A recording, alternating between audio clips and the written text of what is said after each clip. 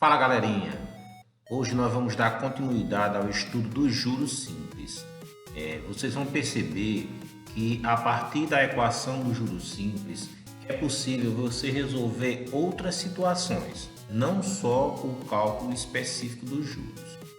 A equação do juro nos permite calcular outros elementos que aparecem nas situações que envolvem o cálculo do juro. A partir disso, a gente já pode pressupor que é possível você calcular qualquer um desses elementos que apareçam nas situações problema. Ou seja, tanto é possível calcular o juro, como é possível você calcular o capital, como é possível você calcular a taxa, como também é possível calcular o tempo. Basta que você tenha 3 elementos para você calcular o quarto elemento que está faltando. Então vamos lá, vamos diretamente para as situações para a gente ver como funciona. Olha o exemplo 1. O exemplo 1 diz o seguinte, certo? Aplicado a taxa de 5% ao mês, rendeu em 3 trimestres R$ 108,00 de juros. Qual o capital aplicado? Bom, primeira coisa é anotar a nossa equaçãozinha, né? Nós não podemos deixar de anotar sempre a equação, porque isso facilita a nossa memorização. J é igual a CIT sobre 100. Segundo passo, como já disse para vocês, é anotar os elementos do problema. Vamos lá, ó. Certo capital. Se está dizendo aqui certo capital, significa dizer que eu não sei qual é o capital, né? Então eu coloco uma interrogaçãozinha. A taxa de 5% ao mês, então e 5. Rendeu em 3 trimestres. Opa, a nossa taxa é 5% ao mês. Se é ao mês, um trimestre são 3 meses. 3 trimestres são 9 meses. Então, nossa taxa é 9T9. E o juro, R$ 108,00. Esse foi o juro que me rendeu. Vamos lá, substituir na nossa equação. Ora, J é 108. Então, no lugar do J aqui, você vai colocar 108. O C permanece C mesmo, porque nós não temos o valor dele, é o capital que nós vamos calcular. O I é 5, como vocês podem ver bem aqui, ó. O T é 9 sobre 100. Beleza? Vamos seguindo os nossos estudos, multiplicando aqui em cima, ó, 5 vezes 9, 45C, né? O C permanece. E aí, você tem aqui uma regra de 3 simples, que nós já aprendemos a calcular, né? Assim, eu coloco o 1 no denominador aqui do 108, não é verdade? E aí nós temos duas frações e uma igualdade no meio. E aí eu posso fazer o credo em cruz aqui, né? Assim, ó, o produto dos extremos é igual ao produto dos meios. 45 vezes 1, 45C. 108 vezes 100, 10.800. E agora é só terminar. Ó. C é igual a 10.800 dividido por 45, C igual a 240. Então, esse é o nosso capital, né? Não é simples, não tem muita dificuldade, né? A diferença é que agora nós vamos fazer uma regrinha de 3 para encerrar o problema. Ó. Vamos ver no exemplo 2. Ó. Coloquei R$ 520,00 na poupança, então R$ 520,00 é o capital. Por 10 meses é o tempo, e recebi R$ 78,00 de juros.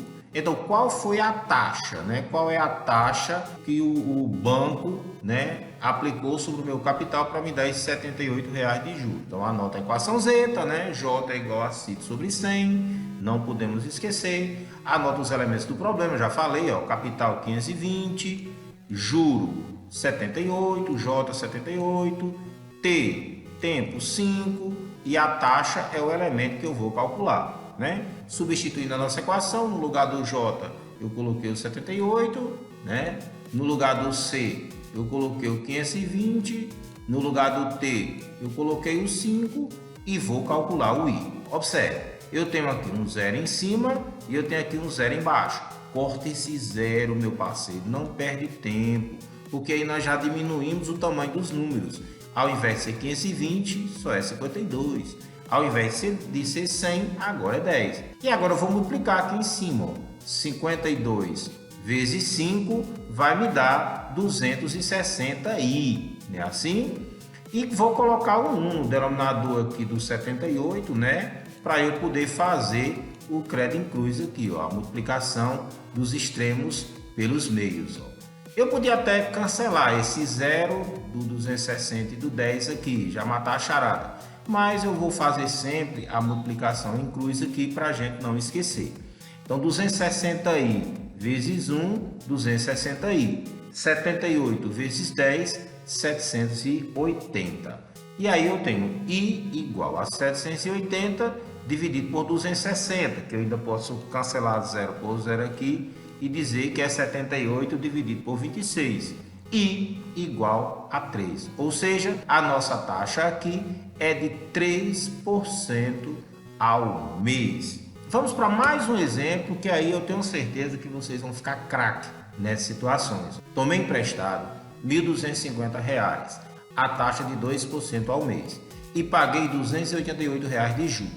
Por quanto tempo fiquei com o dinheiro? Então agora nós vamos calcular o tempo. Então já calculamos o capital no exemplo 1, a taxa no exemplo 2, agora vamos calcular o tempo. Então J é igual a 5 sobre 100, anota os elementos do problema, eu tomei emprestado 1.250, então 1.250 é o capital, a taxa de 2% ao mês, então I é 2, e paguei R$ 288 de juro, então J é 288. Por quanto tempo, né? Qual é o tempo? Então o Tzinho é o que nós vamos calcular. Substituindo lá na nossa equaçãozinha, meu parceiro, se liga aí, ó, 288 no lugar do J, 1.250 no lugar do C e 2 no lugar do I. E fica só o Tzinho, que é o elemento que eu vou calcular. Olha o zero em cima, olha o zero embaixo, passa a vara, parceirinho, corta o zero, né? Que aí eu já diminuo o tamanho dos meus números. Ficou o quê? 125 sobre 10, né? Vamos lá para o próximo passo. Agora eu vou fazer o quê? Multiplicar 125 por 2, né? Assim, se eu tenho um produto, eu faço primeiro o produto. E colocar o 1 aqui no denominador do 288. E aí eu vou ter, ó, 125 vezes 2, 250 e 288 sobre 1. Eu também já poderia cortar o zero aqui, 250 por 10. Mas eu não vou fazer isso não. Eu vou fazer sempre a regra de 3 aqui para nós não esquecermos, ó. 250 vezes T, 250T, vezes 1, 250T.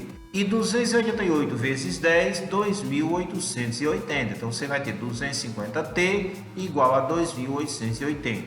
Resolvendo, T é igual a 2.880 dividido por 250.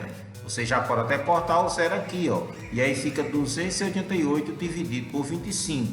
Você vai ter T igual a 12, ou seja, o nosso tempation é de 12 meses, meu parceiro.